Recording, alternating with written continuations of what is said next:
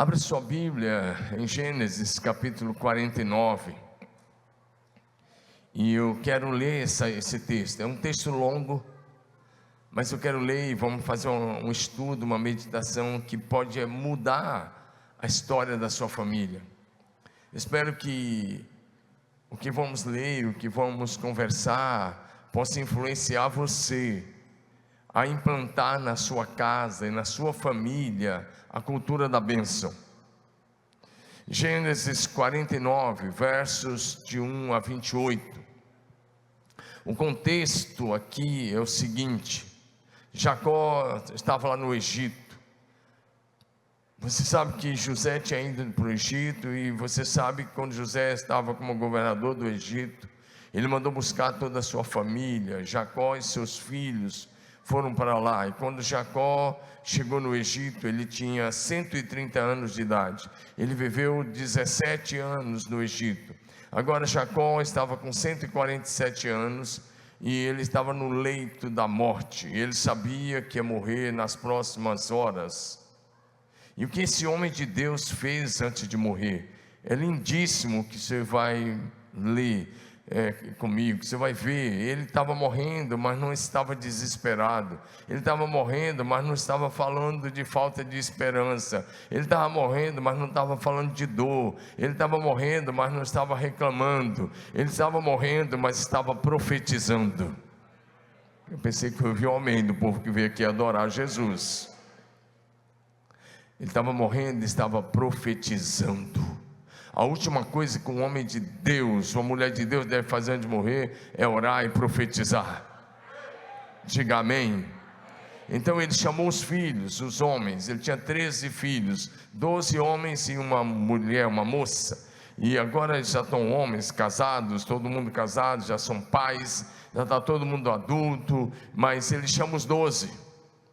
Agora ergue a sua cabeça. Nós estamos com um problema hoje na projeção. Queimou aí como é que é o nome? Uma processadora. Não foi placa não. Queimou uma processadora e vai arrumar quarta-feira. E hoje vamos ter que trabalhar assim, com a metade e meio que preto e branco. Mas vamos para frente. Nós somos de uma época que não tinha nada disso, né? Só li a letra da Bíblia, então vamos para frente. Então, preste atenção no que Jacó fez nas últimas horas da vida dele.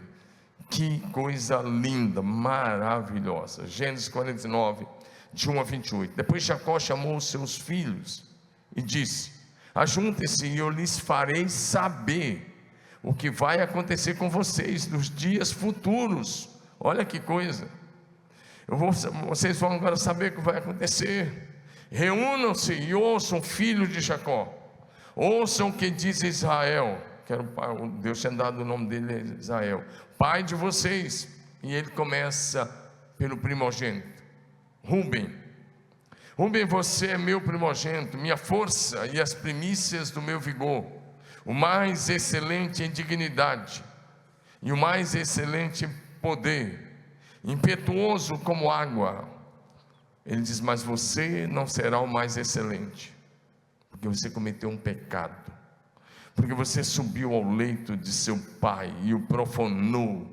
Você profanou a minha cama. Depois eu vou explicar isso. Aí ele pega o segundo e o terceiro filho, Simeão e Levi. Ele diz: vocês são iguais, vocês são muito parecidos. As suas espadas são instrumento de violência. Que a minha alma não entre no conselho deles, que a minha glória não participe do seu agrupamento, porque no seu furor mataram homens, e na sua vontade perversa mutilaram bois. Maldito seja o seu furor, pois era forte, e maldito seja a sua ira, pois era intensa. E eu os dividirei em Jacó e os espalharei em Israel. Agora ele chega no quarto filho, e aqui nós vamos estudar um pouco hoje, depois da leitura, sobre esse quarto filho. Judá, os seus irmãos o louvarão, a sua mão estará sobre o pescoço dos seus inimigos. Os filhos de seu pai se inclinarão diante de você. Judá é leãozinho, da presa você subiu, meu filho. Ele se agacha e se deita como leão, e como leoa, quem o despertará? O cetro de autoridade não se afastará de Judá, nem o bastão sairá de entre os seus pés, até que venha Siló, e a ele obedecerão os povos. Ele esmiuçará o seu jumentinho a vide, o filho da sua jumenta videira mais excelente. Lavará as suas roupas no vinho, e a sua capa em sangue de uvas. Seus olhos serão cintilantes de vinho, seus dentes serão brancos de leite. Quinto filho, Zebulon. Zebulon habitará na praia dos mares, e servirá de porto para os navios, e a sua fronteira se estenderá até Sidom. Isacar é jumento de ossos fortes, deitado entre os rebanhos de ovelhas. Viu que o repouso era bom e que a terra era deliciosa. Baixou os ombros à carga e sujeitou-se ao trabalho escravo. Dan julgará o seu povo como uma das tribos de Israel. É o sexto filho. Dan será uma serpente junto ao caminho, uma víbora junto à vereda, que morde o calcanhar do cavalo e faz o seu cavaleiro cair para trás. A sua salvação espero, ó Senhor. Aí ele vem para o próximo filho, Gade. Gade será atacado por guerrilheiros, mas ele lhes atacará a retaguarda. Próximo filho, Azê. O seu pão será abundante, ele produzirá delícias reais. Próximo filho, Naphtali. É uma gazela solta, ele fala palavras bonitas. José é um ramo frutífero junto à fonte. Seus galhos se estendem sobre o muro, os seus flecheiros lhe dão amargura. Atiram contra ele, o hostilizam. O seu arco, porém, permanece firme, e os seus braços são feitos ativos pelas mãos do poderoso de Jacó. Sim, pelo pastor e pela pedra de Israel, pelo Deus de seu pai, que o ajudará, e pelo Todo-Poderoso que o abençoará, com as bênçãos dos altos céus, com a bênção das profundezas, com a bênção dos seios e do ventre. As bênçãos de seu pai estenderão as bênçãos de meus pais até o alto dos montes eternos. Estejam elas sobre a cabeça de José e sobre o alto da cabeça do que foi distinguido entre os irmãos. Benjamim é lobo que despedaça pela manhã, devora a presa e à tarde reparte o despojo. São essas 12 tribos de Israel, e isso é o que lhes falou seu pai quando os abençoou, e cada um deles abençoou segundo o que lhes cabia. Diga amém.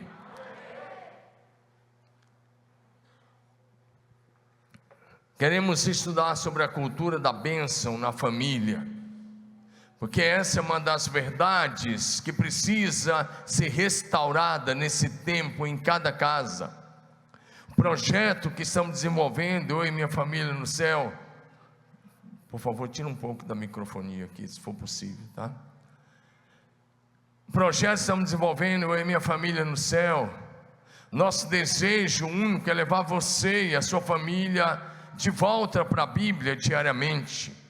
É por isso que enviamos o devocional todas as manhãs, para que você possa fazer um culto doméstico com seus filhos. Nosso projeto visa levar você para a cultura da bênção outra vez. Por isso vamos olhar para Jacó, como eu tinha dito antes da leitura. Ele estava no seu leito de morte, eram suas últimas horas, era seu último dia, e ele chama seus filhos, e ele está debaixo de uma unção profética, debaixo de uma influência do Espírito Santo, como poucos homens da Bíblia. Diga amém, meu irmão. Porque o justo até na sua morte tem esperança, o justo até na sua morte abençoa, o justo até na sua morte profetiza. Diga amém. O Senhor nosso Deus leva muito a sério a cultura da bênção, a ponto de fazer uma promessa poderosa sobre Abraão e sobre os seus descendentes físicos, biológicos, e sobre a sua descendência espiritual, que somos nós, a igreja de Jesus. Diga aleluia. Quando Deus chamou Abraão em Gênesis 12, uma das palavras foi: eu abençoarei aqueles que te abençoarem, e amaldiçoarei aqueles que te amaldiçoarem. Deus está dizendo: todos aqueles que te abençoarem serão abençoados, mas se alguém te amaldiçoar, será amaldiçoado.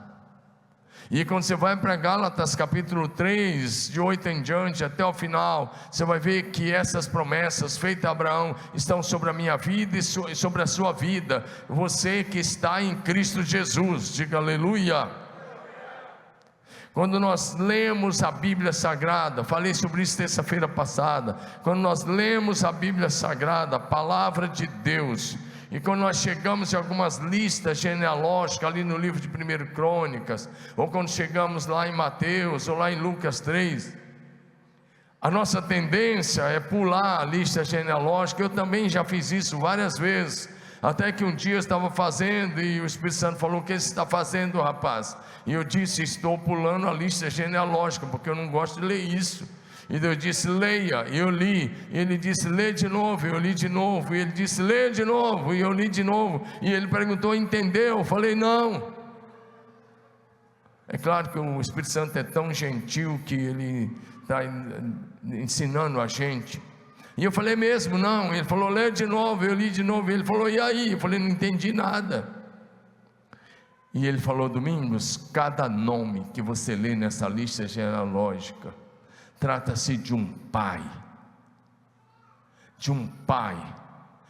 que carregou o bastão da fé na sua mão, e que não deixou o bastão cair, e que correu a corrida da fé, e que na hora certa transferiu o bastão para o seu filho fez o mesmo com o seu filho, e assim a fé cruzou milhares de anos. Por exemplo, quando você lê essa lista de forma resumida, ali em Lucas 3, de 23 a 38, meu irmão, está difícil aqui esse retorno, tá? Se puder tirar aí um pouco desse eco e não está acontecendo aí, eu agradeço demais. Vai facilitar para mim e para o pessoal de casa, mas vamos para frente. Olha para mim, quando você lê isso lá em Lucas, sabe o que você vai ver em Lucas 3, de 23 a 38? Você lê uma lista, e Lucas escreveu de frente para trás. Essa lista vai de Jesus até Adão, mas a linhagem da nossa salvação conta-se de Sete a Jesus. Quantos milhares de anos nós temos até Sete? Eu não sei, mas eu sei que alguém foi carregando e foi passando para o próximo, para a próxima geração, e por isso esse evangelho lindo, maravilhoso, chegou a mim e chegou a você. É uma linhagem, volta lá em Sete, filho de Adão, terceiro filho de Adão. E aí, quando a gente fala da cultura da bênção, nós não podemos esquecer disso. Sete abençoou seu filho Enos, e vai, e chega em Abraão, em Isaac, em Jacó, lá na frente, e vai, até que chegou até aqui. Posso ouvir um amém de quem está entendendo? E eu quero fazer uma perguntinha básica a você. Você está estabelecendo uma cultura de bênção na sua casa? Como será a sua linhagem? Nós acabamos de ouvir o testemunho aqui do Carlos, que é um homem de oração, e ele disse: meu bisavô, meu avô e meus pais eram divorciados. Ele disse: mas eu decidi viver diferente.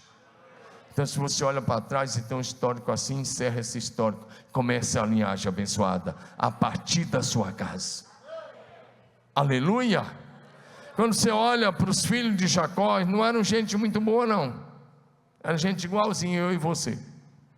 Você é gente boa, mas tem pecado, tem ou não tem? Eu tenho, você tem? Porque se tiver alguém aqui que não tem mais nenhum pecado, pode ficar em pé. Pastor Enéas, pastor Fabiano, os pastores vão fazer uma oração de transferência. Já transfere você agora mesmo para o andar de cima, você vai, afinal de contas você não peca mais, vai para lá logo. Quem quer essa oração aí, já pode ficar em pé. Ninguém ficou de pé, então eu acho que vocês estão querendo continuar aqui um pouquinho mais. É brincadeirinha, só para não perder o amigo. Então, vamos olhar agora para a estrutura dessa bênção. E o tempo aqui nem de longe permite falar sobre todos os filhos. Eu vou falar um pouquinho sobre os 3 primeiros, vou parar no 4, e depois vou lá para o Dan, e aí nós vamos aprender algo lindo aqui agora de manhã. Diga aleluia. A primeira coisa que eu quero enumerar com você é que a cultura da bênção deve ser praticada em casa, na família. Diga amém. Pais que amam o Senhor Deus têm o dever de ensinar, discipular, mas também têm o dever de abençoar diariamente a identidade e o destino dos seus filhos. Levanta sua mão e diga assim: abençoar diariamente a identidade e o destino dos seus filhos.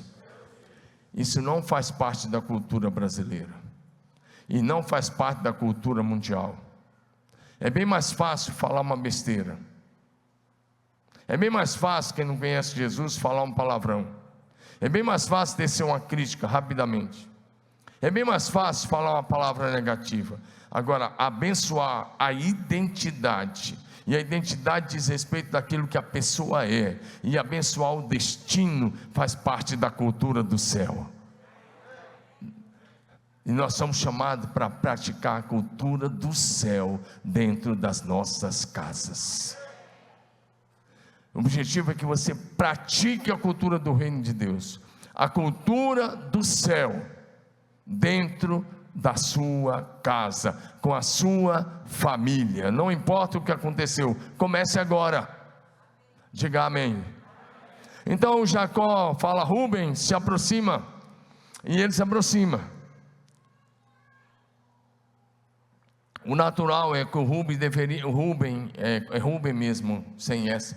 Rubem deveria herdar a bênção que vinha de Abraão. Significava que ele ia estar direto na linhagem de Jesus. Mas ele perdeu. Jacó chama o Rubem, vai colocando o texto aí de volta, tá bom? Gênesis 49, de em diante, obrigado, hein?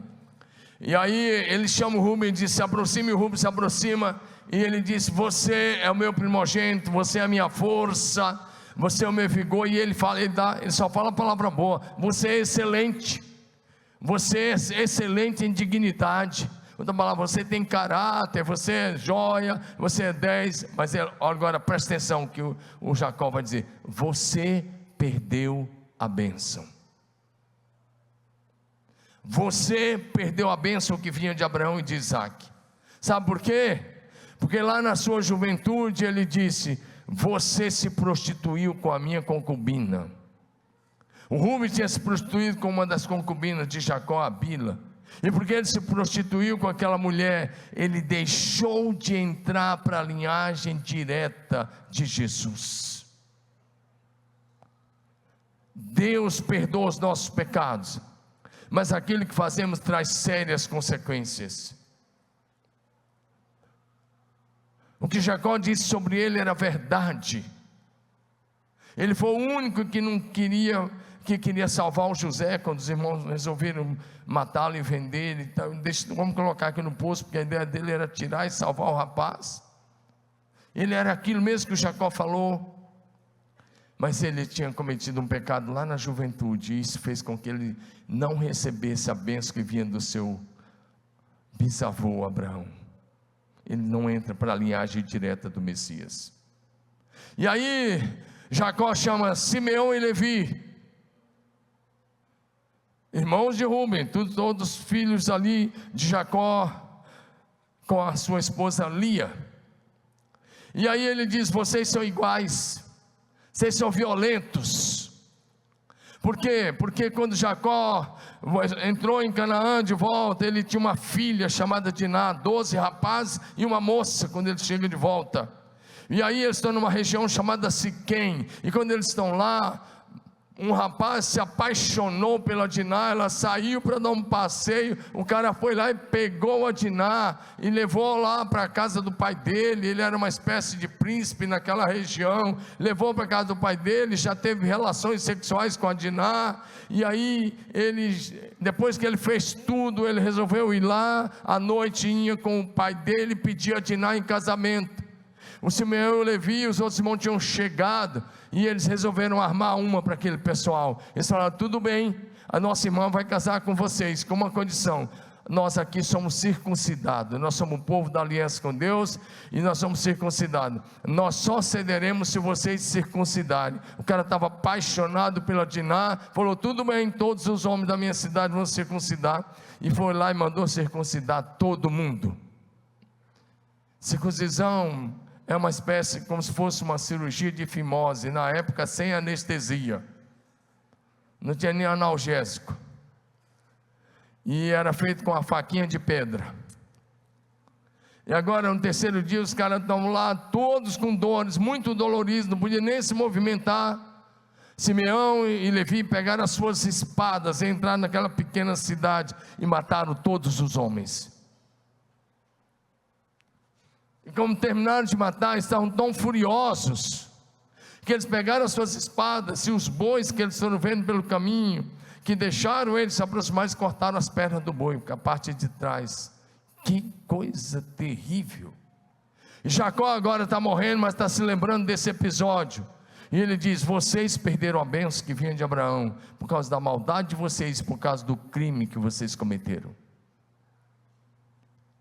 Aí vem Judá, o quarto filho. Aí nós vamos nos deter um pouco em Judá.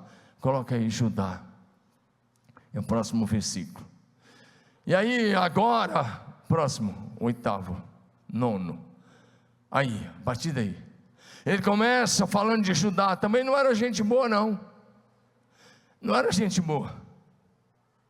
Tinha tido uns problemas lá, 2 filhos dele tinham morrido por causa de pecado, mas era melhorzinho. É um pouquinho melhor. E aí o que acontece? Pelo menos não tinha matado ninguém, não tinha feito aquelas coisas. E aí Jacó olha para ele, e Jacó diz assim: seus irmãos o louvarão, a sua mão estará sobre o pescoço dos seus inimigos, os filhos do seu pai se inclinarão diante de você.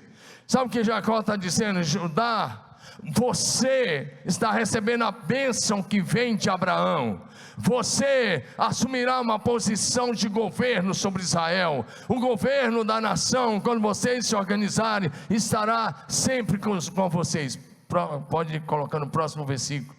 E aí ele vai dizendo essas coisas, e aí ele usa uma palavra que ninguém estava entendendo nada. Judá é leãozinho, é leão que se deita junto à presa, quem vai despertar? E ele continua, daqui um pouco eu volto nessa questão. Olha o que ele fala do governo: o cetro não se afastará de Judá, e o bastão, não sairá dentre seus pés, até que venha Siló. Siló é um dos títulos de Jesus que nós encontramos, o primeiro título que nós encontramos no Velho Testamento. Ele está dizendo: Judá, você assumirá a posição de governo em Israel, até que venha Jesus, e a Ele todos os povos seguirão e obedecerão. Está adorando a Jesus? Dá um glória a Deus. O Judá está dizendo, o Jacó está dizendo assim: Judá, o Messias, aquele que foi prometido lá em Gênesis 3, aquele que vai vir e vai esmagar a cabeça de serpente, nascerá da sua tribo. Ele está dizendo: a sua tribo, meu filho, vai dar sequência à linhagem da salvação, até que o Salvador venha. E assim aconteceu. Diga aleluia.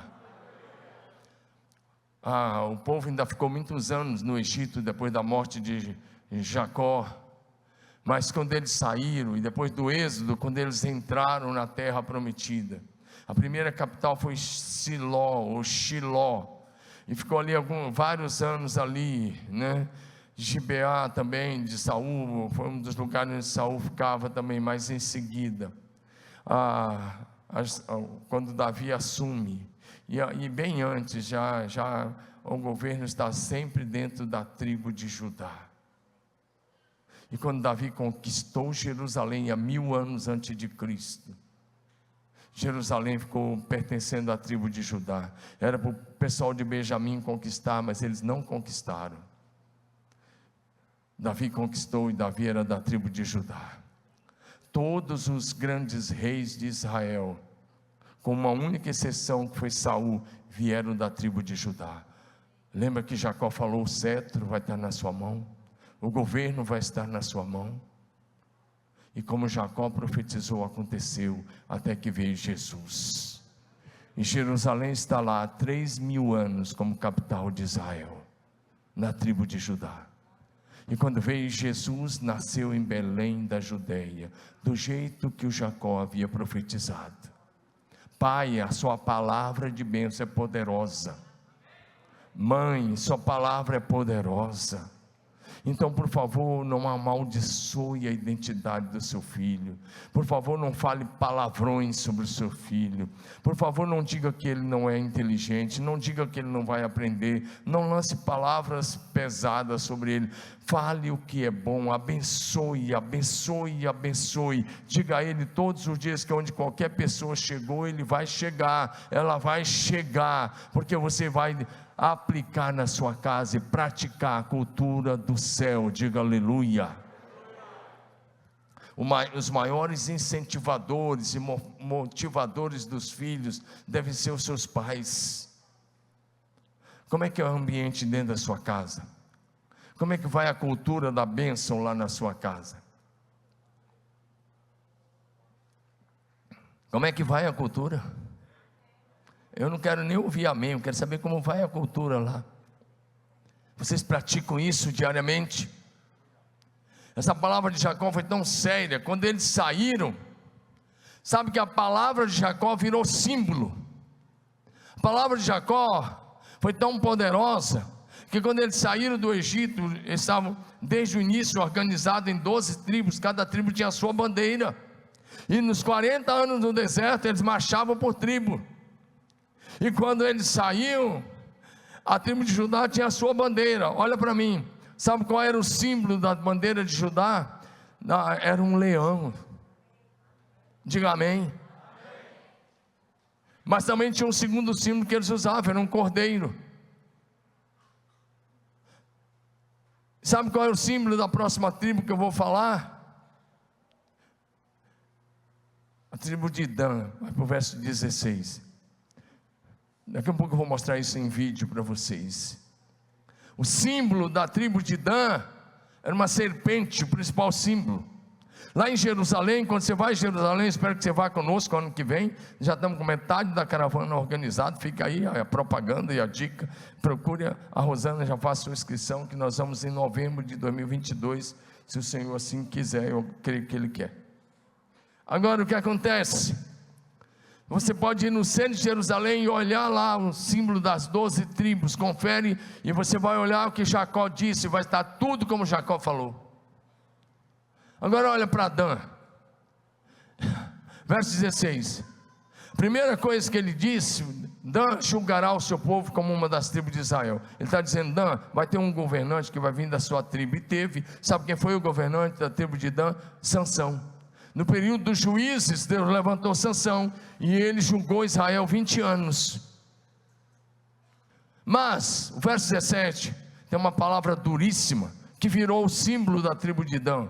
Tem dois símbolos também da tribo de Dan. Um está relacionado à saúde, o outro está relacionado ao que está falado aí. Ele diz assim: Dan será serpente.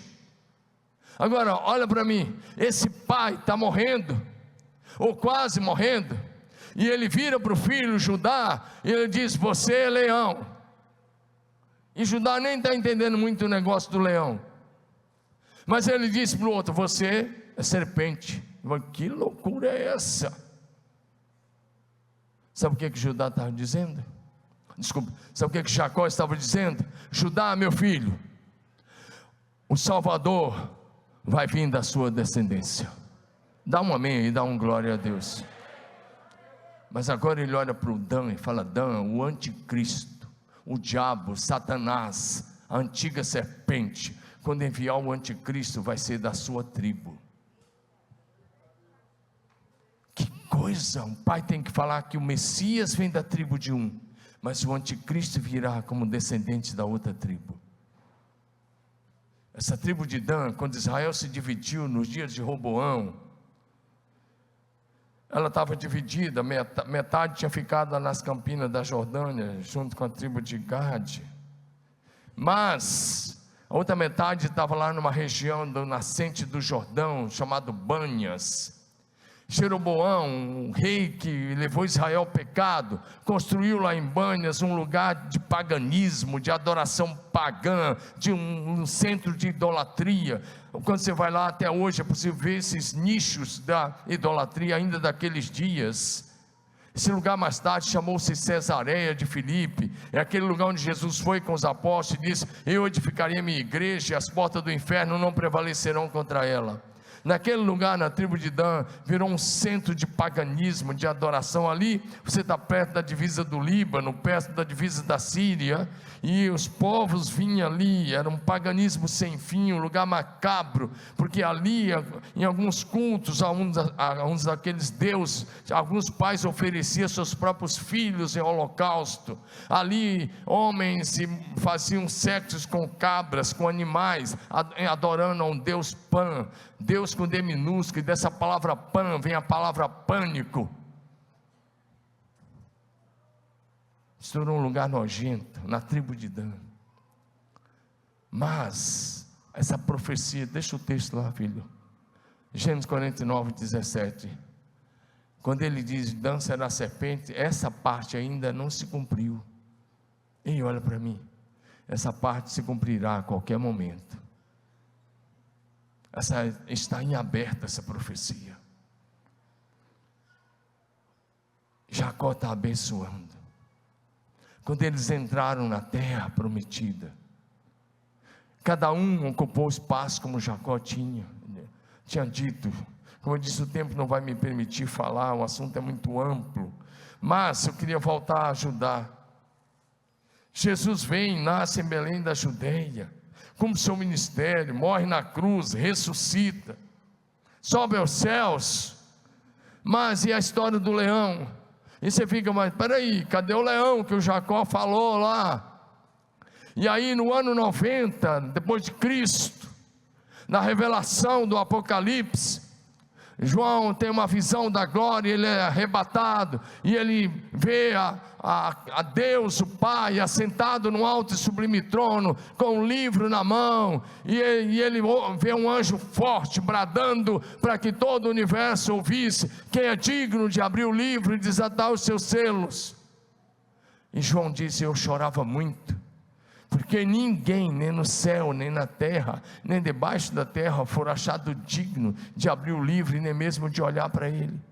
E quando João está chorando, isso é Apocalipse 5, pode ir colocando, filho, Apocalipse 5, quando você vai aí nesse texto de Apocalipse 5, é tão interessante, porque Apocalipse 5 aí é bem interessante você olhar, porque quando você vai ler esse texto, é tão poderoso isso, tão glorioso, tão majestoso, quando João está chorando, o anjo olha, o arcanjo lá, o ancião olha para ele e fala assim: para de chorar. Olha para frente, está pequeno aqui, mas dá para ler. Um dos anciãos disse: não chores. Lê comigo, igreja, olha para frente. Não chore, diga comigo: eis que o leão.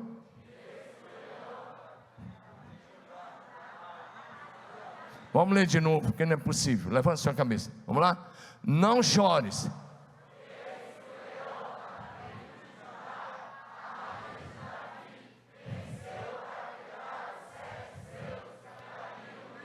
Amém.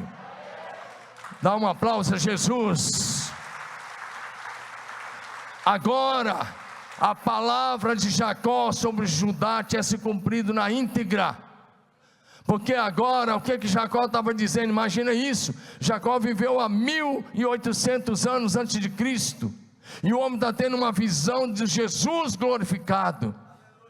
Ele está tendo uma visão do que ia acontecer no céu. E só quando João tem a visão do Apocalipse, que ele está arrebatado ao céu, é que ele vê o leão da tribo de Judá. E o anjo diz: não chore, olha lá, o leão da tribo de Judá, que venceu para abrir o livro e romper seus 7 selos. Então explodiu um louvor novo. Digno és de abrir o livro e romper os seus selos, porque foste morto e com teu sangue compraste para Deus os que procedem de toda tribo, língua, povo e nação, e para o nosso Deus os constituíste reino e sacerdotes, e eles reinarão sobre a terra. E João disse: em seguida ouvi toda criatura que há no céu e na terra e sobre o mar e em todos os lugares dizer ao que está assentado sobre o trono e ao Cordeiro: seja o louvor e a honra e a glória e o domínio pelos séculos dos séculos, amém.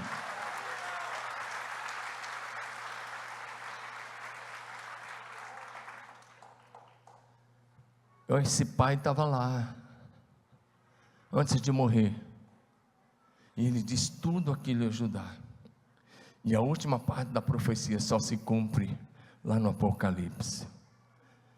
Pai, você está conectado com o céu?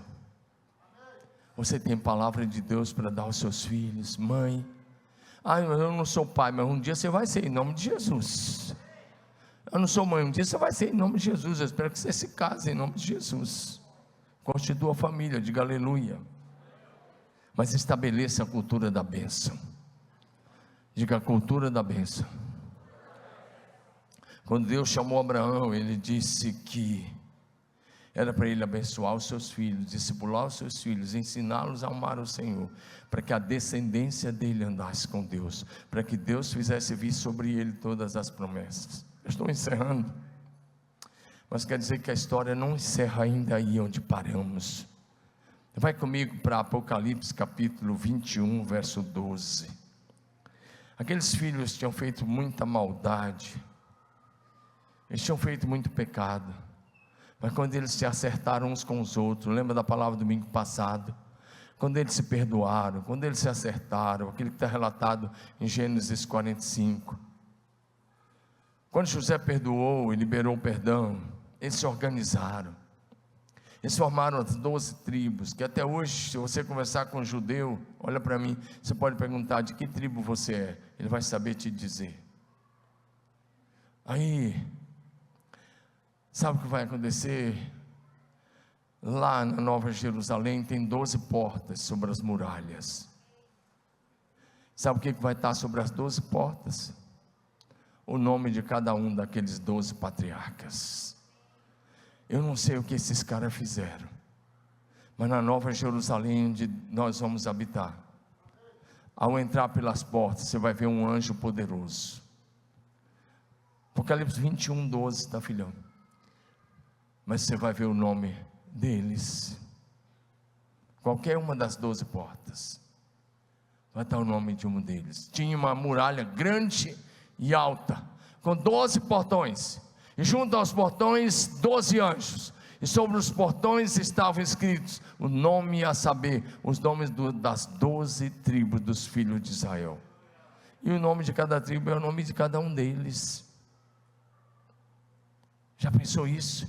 Olha para mim, um pai ter o nome gravado sobre o portão, uma das portas da Nova Jerusalém. Foi porque eles se acertaram, foi porque o Jacó os abençoou. Jacó retirou qualquer palavra de maldição.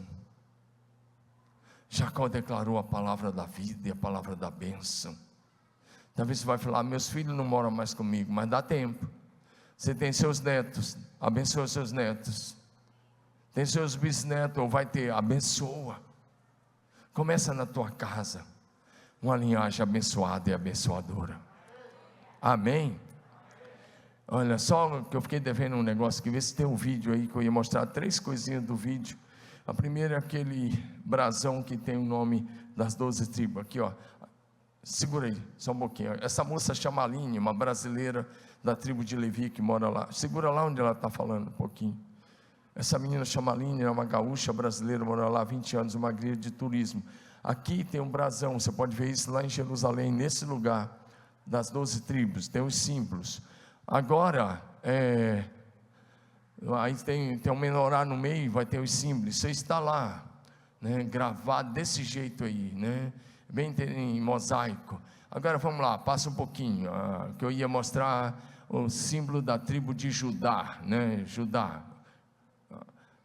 Ela estava falando, acho que não está saindo o som, se tiver aí, acho que não está dando, mas ó, ela está mostrando o leão. 49:9. O que a tribo de Judá tem a ver com o leão? É parte da bênção que eles recebem em Gênesis 49:9. Quando ele vai ser abençoado como um gur arier, como um filhote de leão. E por isso o símbolo da tribo se transforma no leão e, por consequência, toda a cidade de Jerusalém também vai usar o símbolo do leão, já que Jerusalém estava dentro do território da tribo de Judá. Então, vamos agora juntos ver a bandeira de Jerusalém. E aqui, lado a lado, a bandeira de Jerusalém com a bandeira de Israel. A bandeira de Jerusalém tem no meio o leão de Judá e em cima escrito Jerusalém em hebraico, que se pronuncia Yerushalayim. Vamos falar. Agora vamos olhar a tribo de Dan. Pula um pouquinho. Os dois filhos de Bilá, uma das concubinas de Jacó. O primeiro filho que a gente vai falar se chama Dan, que quer dizer literalmente juiz. E essa tribo tem dois símbolos diferentes. Um que é mais bonito, que é uma balança, que representa a justiça, também por causa do próprio nome dele, Dan, que significa juiz, mas também por causa dos versículos de Gênesis 49 e agora 16 e 17. Dan julgará o seu povo como uma das tribos de Israel. E agora, vejam o que é escrito no versículo 17. Dan será serpente junto ao caminho, uma víbora junto à vereda, que morde os calcanhares do cavalo e faz cair o seu cavaleiro por detrás. E justamente por causa do versículo 17, a tribo de Dan tem como outro símbolo a serpente. Aqui em cima a gente vê um círculo com símbolos das 12 tribos de Israel. Então, mas você viu já o que eu acabei de explicar. As tribos, desde o deserto, carregavam esse símbolo nos seus estandartes, nas suas bandeiras. E até com os símbolos, Deus estava pregando. Quando ele leva o povo a colocar o leão como símbolo, apontava para Jesus, Jesus, Jesus. Jesus queria que eles entendessem. E quando essa tribo adota uma serpente, era por causa do que Jacó havia falado. Como eu disse, essa profecia ainda está em aberto. Se cumprirá na hora que o anticristo aparecer por aí. Fica a dica para você. Então fique em pé agora. Bom, eu só quis repartir com você um pouco sobre a cultura da bênção. E aí, uma das coisas que quando Deus instituiu o sacerdócio, Deus disse que os sacerdotes deveriam abençoar o povo. Amém? Vamos ler as duas bênçãos e aí a gente ora com você. Depois de ler essa bênção, vamos lá juntos aí, ler a bênção sacerdotal. Lá em Números 6, ler Números capítulo 6, com a gente aí. O Senhor, a partir do verso 22, né, bem interessante. O Senhor disse a Moisés: fala com Arão e com os seus filhos, dizendo que abençoe os filhos de Israel do seguinte modo. Olha aí, o Senhor os abençoe e os guarde. O Senhor faça resplandecer o seu rosto sobre vocês e tenha misericórdia de vocês. O Senhor sobre vocês levante o seu rosto e lhes dê a paz. As autoridades deviam abençoar. O rei Davi abençoou o seu povo. Esdras e Neemias abençoou o seu povo. Agora no Novo Testamento, 2 Coríntios 13:13. Vamos ler? Quando a gente dá a bênção aqui, olha o que diz: a graça do Senhor Jesus Cristo e o amor de Deus e a comunhão do Espírito Santo esteja com todos vocês. Nós vamos cantar a bênção, vamos lá. E depois que cantarmos, nós queremos orar por você. E eu quero sugerir te dar uma tarefinha de casa. Comece a impor as mãos sobre o seu filho a partir de hoje. E comece a declarar a bênção de Deus.